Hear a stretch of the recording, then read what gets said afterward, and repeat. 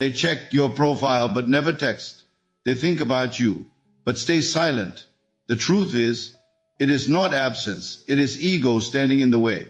There are moments when silence feels louder than words. You wonder if they've forgotten you, but deep within, something tells you they haven't tea. In the teachings of Neville Goddard, the outer world is only a reflection of inner states. What you see as distance may simply be resistance.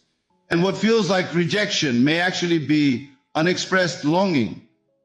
You must understand this silence is not the end of connection.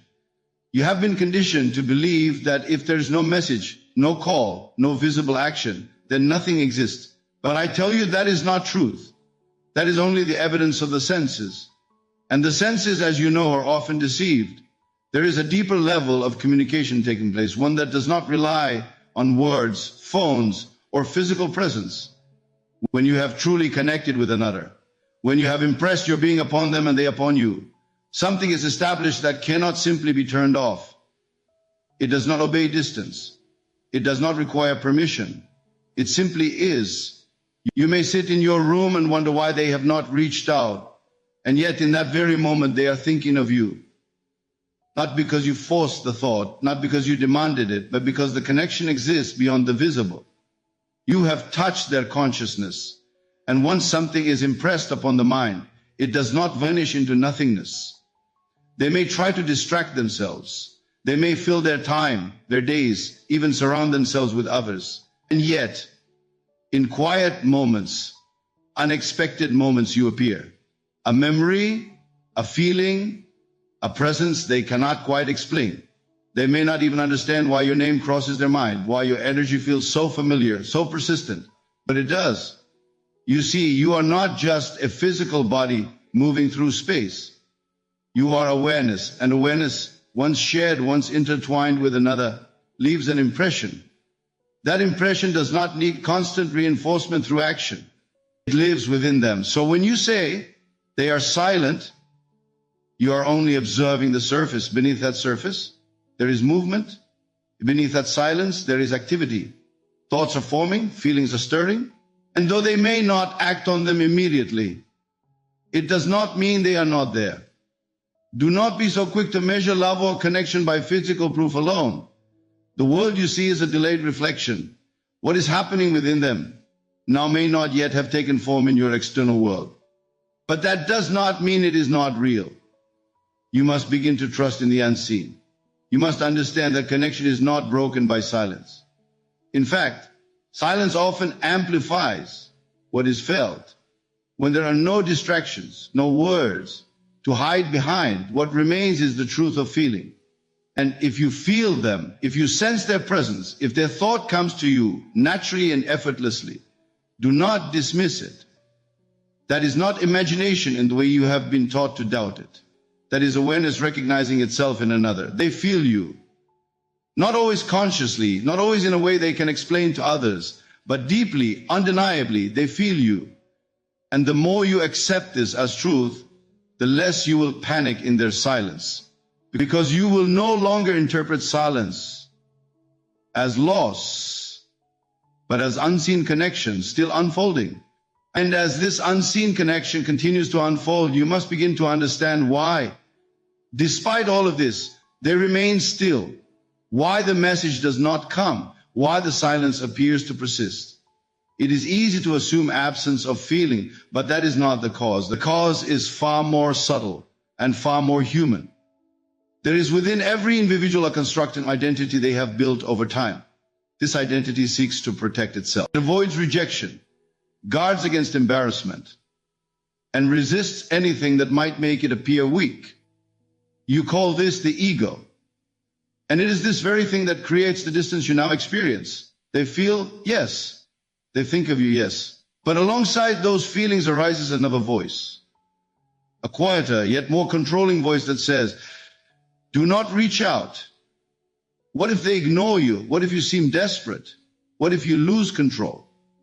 And so instead of acting on what is felt, they retreat into what feels safe. You must see this clearly.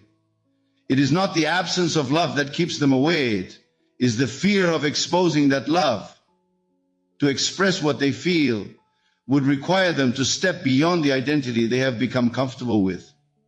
It would require honesty, openness, vulnerability. And for many, that feels like risk. So they stand at a threshold. On one side is what they feel for you genuine, alive, undeniable. On the other side is the image they have of themselves controlled, composed, unaffected. And in that tension, they remain still. You may wonder, if they feel so much, why do they not act? But feeling alone does not always lead to action when fear is present. The ego will always choose protection or expression. It will convince them that silence is strength, that distance is dignity, that waiting is power. And so they wait. They wait for a sign. They wait for reassurance. They wait for something outside of them to make it feel safe to move. All the while, what they feel does not disappear. It lingers. It grows. It returns again and again, especially in those quiet moments you now understand so well. This is why you must not misinterpret their behavior. Their actions are not a perfect reflection of their feelings. There is a filter in between, and that filter is the ego. It distorts, delays, and sometimes completely suppresses what would otherwise be naturally expressed. You see, the heart moves freely. It does not calculate. It does not hesitate. But the mind, shaped by past experiences and fears, interferes. It begins to question, to analyze, to doubt. And in doing so, it creates a barrier between feeling and action. So when you find yourself questioning their silence, do not conclude that they do not care. Instead, recognize the conflict within them.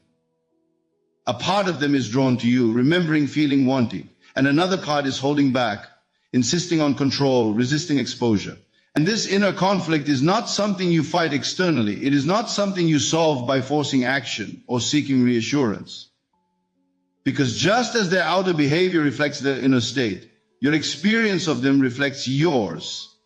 When you understand this, you stop reacting to the silence. You stop assigning it meaning rooted in fear. And you begin to see it for what it truly is, not rejection, not indifference, but resistance within them that has yet to dissolve. And once you begin to see that their silence is not a final truth, but only a reflection of inner resistance, then you are ready to understand something far more important, your own role in all of this. For you are not merely observing their behavior, you are participating in the creation of it, through what you accept as true about them. Every assumption you hold, no matter how quiet or fleeting, is shaping the version of them that you experience. If you look at their silence and conclude, they have moved on, they don't care, I have been forgotten, then you are not simply reacting, you are selecting a reality. And once selected, it begins to harden into fact. You must become aware of this, because most people are not. They believe they are victims of circumstances, when in truth they are the authors of the meanings they assign to those circumstances. And those meanings, repeated and felt, become their lived experience. So when you assume they have forgotten you, you begin to feel that as real. That feeling impresses itself upon your being. And from that state, you continue to perceive more evidence that confirms it. Their silence feels heavier. Their absence feels more permanent. And without realizing it, you have deepened the very reality you feared. But the same law works in the opposite direction, just as faithfully. If instead you begin to assume, they think of me, they miss me, they are drawn back to me, something within you shifts. It may feel subtle at first, almost like imagination, but do not dismiss it. For imagination, when accepted as truth, becomes the blueprint of reality. You are not trying to force them. You are not controlling their will. You are simply choosing the version of them you experience by choosing the state you occupy. Understand that clearly there are many versions of them, not in a physical sense, but in the way they can appear in your life. The distant one, the loving one, the silent one, the expressive one. And the one you encounter is always aligned with the assumption you persist in. This is why you must become disciplined in your inner conversations. When their name comes to mind, what do you say about them? Do you repeat the story of distance? Or do you gently shift into a new knowing? You may say within yourself, of course they think of me. How could they not? What we shared was real, and it lives within them. And as you dwell in that idea, not forcing, not pleading, but calmly accepting, you begin to impress a new pattern. And that pattern does not remain confined within you. It extends outward, touching the very consciousness of the one you are connected to. Because as you have already begun to understand, there is no true separation at that level. So while they may have been trapped in their ego, hesitating, holding back, your shift in assumption begins to soften that resistance, not through effort, but through alignment. You are no longer reacting to their silence. You are redefining it. You are no longer asking, why are they not reaching out? You are quietly knowing they are thinking of me even now. And this knowing, when sustained, begins to take on life. It becomes natural. It becomes your dominant state. And from that state, the outer world has no choice but to conform in ways that often feel surprising yet perfectly natural when they arrive. And as this new knowing begins to settle within you, you will start to observe something that once confused you. The outer world, which seemed so solid and final, begins to reveal itself as something far more fluid, far more responsive than you had imagined. You look at their silence, and instead of seeing it as a fixed reality, you begin to recognize it as a reflection, not a cause, but an effect, not the origin, but the shadow of something deeper taking place within. For what you witness in another is never separate from what is happening within consciousness, both theirs and yours. And when there is conflict within them, it must in some way appear in the world you see. They may feel pulled toward you, remembering, longing, sensing the connection that still exists.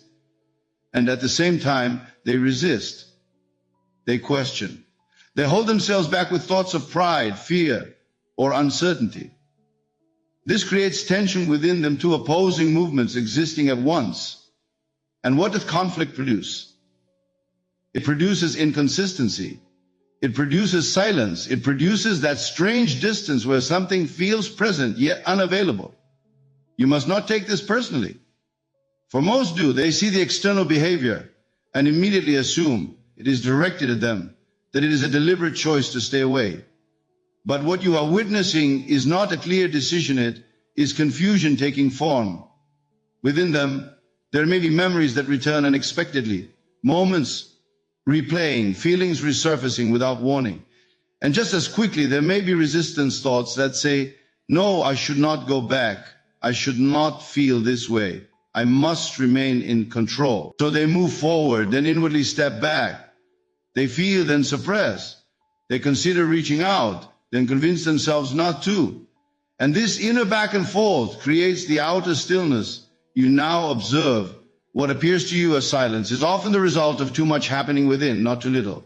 And if you understand that the outer world is only the echo of inner activity, then you will no longer be misled by appearances. You will not judge the situation based on what is visible alone. You will begin to sense the movement behind it. This is why your own state remains so important. For just as the inner conflict is expressed outwardly, so too is your inner stability capable of influencing what unfolds. If you remain in doubt, in fear, in the assumption that something is wrong, you align yourself with confusion and you continue to experience it reflected back. But if you become steady, clear in your knowing, anchored in the idea that the connection is real and active, you introduce harmony into what was once conflicted. You are not trying to fix them. You are not entering into their mind to change it by force. You are simply choosing not to participate in the illusion of separation and disorder. And as you hold that inner clarity, something begins to shift. The reflection changes, not suddenly or forcefully, but naturally, as all reflections must when the source is altered. So when you see their silence, do not interpret it as emptiness. See it as movement unseen. See it as thoughts, emotions, and resistance playing themselves out beneath the surface. And in that understanding, you remain undisturbed, knowing that what appears externally is only the temporary shadow of something that is already beginning to change within. And as you continue to observe without reacting, you will begin to notice another illusion that once held power over you, the belief that what is shown on the surface is the truth of what is felt within. You see them appear calm, controlled, perhaps even unaffected. Their silence seems steady, almost intentional. And from this, the mind is quick to conclude, they must be at peace. They must no longer feel what I feel. But this, again, is a judgment based only on appearance, not on understanding. For what is displayed outwardly is often a performance of control, not a revelation of truth. Many have learned to master their expressions, to conceal what moves within them. They have trained themselves to appear strong, to maintain composure, to give nothing away.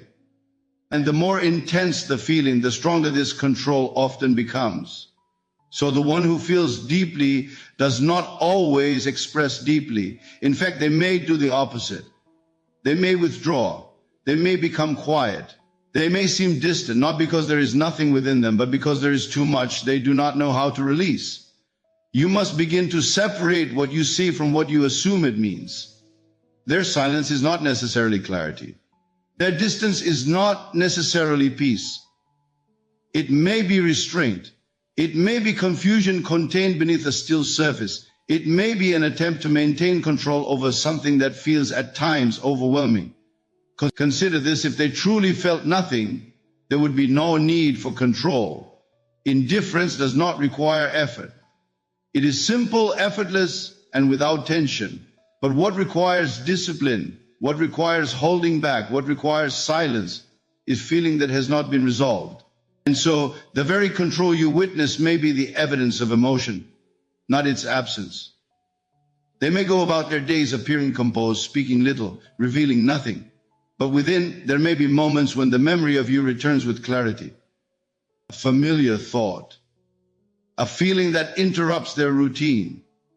And in those moments, they do not always act they contain, because to act would mean to face it fully, to acknowledge it, to step beyond the controlled image they have built. And so they remain as they are appearing distant, while experiencing something entirely different within. You must not let appearances dictate your understanding, for if you do, you will constantly be misled by what is only partial, only surface level. Instead, return to what you now know. That connection does not vanish simply because it is not expressed. That ego can suppress what is felt. And that inner conflict can delay action. And now you add to this understanding that emotional control is not the same as emotional truth. The truth of what they feel does not always reveal itself through behavior. It exists beneath it, sometimes hidden, sometimes restrained, but still present. And as you hold this awareness, you free yourself from the need to interpret every action, every silence, every expression. You no longer search for proof in their behavior because you understand that behavior is not always an accurate reflection of the heart. In this clarity, you remain steady. You do not react to what is shown. You are no longer persuaded by appearances that once caused doubt. You begin to see beyond them, recognizing that what is real is not always what is visible, and what is visible is not always what is real. And as you begin to see beyond appearances, you naturally come to a point where your relationship with this situation changes. No longer are you reacting to what is seen. No longer are you trying to decode every silence or action. Something within you starts to settle, and in that stillness, a shift takes place. You realize that all this time, the urge to chase, to reach out, to check, to seek confirmation was not coming from love, but from a sense of lack. It was the feeling that something was missing, something needed to be fixed, something had to be done in order to bring them closer. But what happens when that feeling disappears? What happens when you no longer feel the need to force movement, to create outcomes, to make something happen? In that moment, you return to your natural state, a state that does not beg, does not pursue, does not depend. And from that state, everything begins to change. You must understand this clearly. Attraction is not an action. It is a state of being. When you feel as though you are waiting, hoping, needing their message, you place them above you. You give them the role of the one who decides, the one who controls the connection. And in doing so, you unknowingly move yourself into a position of pursuit. But when you become still within yourself, when you feel complete without their immediate validation, something shifts in the dynamic. You are no longer reaching outward. You are centered. And it is from this centered state that attraction begins. You are not trying to draw them in. You are not sending out effort or intention in the way you once believed you had to. You are simply being the version of yourself that already feels chosen, already feels valued, already feels connected. And from that place, you no longer look at your phone with anticipation. You no longer measure time by their absence. You no longer define your emotional state by whether they act or not. You become unaffected by the delay, and that very lack of need creates space. Space for them to feel. Space for their resistance to soften. Space for what is already within them to rise without pressure. For as long as you chase, you reinforce distance. You affirm that something is missing, that something must be pursued. And the outer world, always reflecting your inner state, continues to show you that same pattern. But when you start chasing not as an act of giving up, but as a result of inner fulfillment, you break that pattern. You are no longer saying, I need them to reach out. You are quietly knowing they will, because that is natural. And this knowing is not forced. It is not repeated in desperation. It is accepted with calm certainty. In this state, you become magnetic not through effort, but through alignment. You are aligned with the version of yourself that is already receiving, already desired, already thought of. And because the connection still exists, as you have come to understand, your shift does not remain isolated within you. It is felt, it is responded to, even if unconsciously. They begin to experience less resistance, less pressure, less internal conflict. And without knowing why, they feel more open, more inclined, more at ease with the idea of reaching out. Not because you made them, but because you removed the tension that once existed. And so, what you once tried to achieve through effort begins to happen through presence. And as you remain in this state of presence, no longer reaching, no longer reacting, you come to the most important realization of all, that nothing outside of you has ever held the power. It has always been your state that determined what you experience. You have seen how silence is not absence, how ego can delay expression, how inner conflict creates outer distance, and how appearances can mislead you. You have even felt the shift when you stop chasing and return to yourself. Now you begin to understand the cause behind it all. It is not them that must change first. It is not time, circumstances, or conditions that must rearrange themselves before you feel secure. It is you, your inner state, your assumption of what is true. For whatever you consistently feel yourself to be, that you express into the world. Not through force, not through visible effort, but through the quiet, persistent acceptance of it within. If you see yourself as the one who is ignored, you will continue to meet that version of them who does not respond. If you feel yourself to be uncertain, you will encounter uncertainty in them. But if you begin to embody the feeling of being valued, of being remembered, of being someone who is naturally thought of and reached for, something begins to reorganize. This is not magic, as you may have been taught to think of it. It is law. The outer world is compelled to reflect the inner arrangement of your consciousness. So you do not wait for them to prove anything to you. You do not look outward for signs before you allow yourself to feel secure. You reverse the process. You become the one who is already chosen. You sit with that feeling not as something you are trying to achieve, but as something you accept as true now. You walk through your day with a quiet knowing that you are valued, that your presence lingers in their mind, that your connection is alive and active. And as you persist in this state without wavering back into doubt, you will notice subtle changes. Perhaps at first, it is simply a sense of calm where there was once urgency. A detachment from the need to check, to wonder, to question. Then gradually the outer world begins to follow. They may begin to think of you more often, though they do not understand why. The resistance that once held them back starts to feel unnecessary. The distance begins to feel unnatural to them. And eventually action emerges not as something forced, not as something manipulated, but as something that feels natural even to them.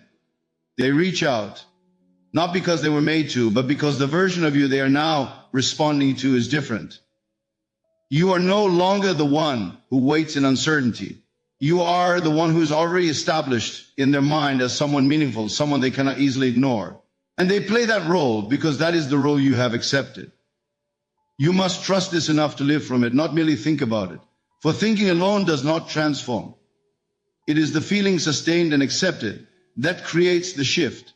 So you do not attempt to change them directly.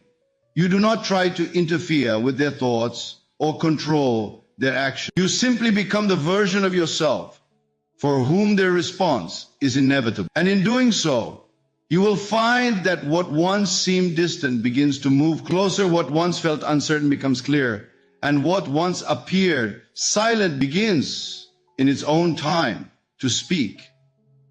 Do not look to them for confirmation. Become the version of yourself that no one can ignore. And watch how silence turns into communication effortlessly.